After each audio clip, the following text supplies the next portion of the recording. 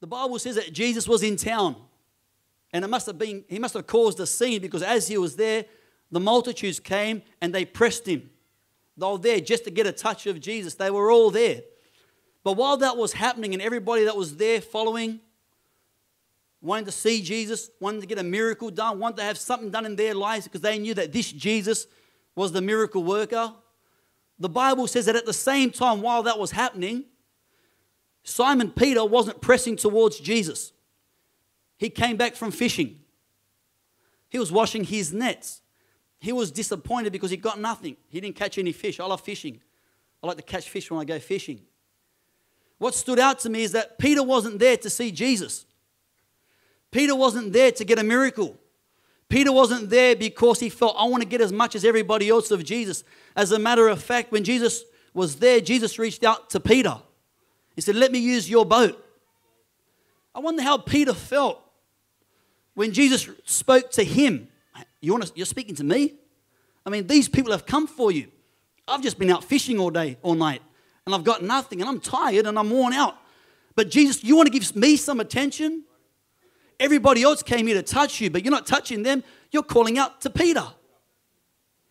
And it got me thinking, how many times do we come to church believing that God's going to touch somebody today? How many times do we walk into the house of God believing that, you know what? Somebody's going to get a miracle in the house of God this morning. It's not going to be me, because I'm not as holy as the rest of the crowd. But I believe if somebody's got a need, God can touch you. But what about me? I don't believe Peter had much of a self-esteem there, because he was there just doing his Monday things in the midst of the Master. But I'm grateful this morning that though Peter didn't feel worthy, though Peter didn't feel good enough, maybe he judged himself because he was in fisherman's clothing and he probably stunk. But yet, although he didn't look the part, he didn't smell right, neither did he feel worthy enough. Jesus said, you know what, Peter? You're more than good enough. And although you might not be worthy in your own mind, you might think of yourself good enough to reach out and touch me. Let me tell you what I'm going to do for you this morning. I'm going to call you just as you are.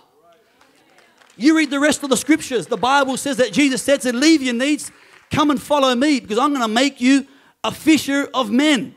Are you kidding me? He's just a smelly, dirty fisherman that's come back from the ocean with nothing to offer. Everybody else there to see what's going on, but nobody else is being called out, but Peter is. And every time I read this simple little story, it reminds me, Jesus isn't looking for you and I to be perfect. He's not waiting for you to tick all the boxes, that you can walk into the house of God in the past and say, we need that brother, we need that sister. They're past the material. No. You may come in here all broken, bruised, and battered, but I thank God this morning He sees you just as you are. And when He can take your mess, clean it all up, He sees what you can become because of Him. I don't know about you. I've never been perfect, and I'm still not perfect. Thank God I'm a lot better than where I was. But I'm so glad this morning, when I thought I was useless and worthless, Jesus saw something in me that I never quite saw. Aren't you glad this morning that when you first came in this place all messed up, maybe even this morning where you had hang-ups and hiccups and problems going on, that He stood there and said, whoa, get yourself sorted, and then maybe I'll answer your prayers.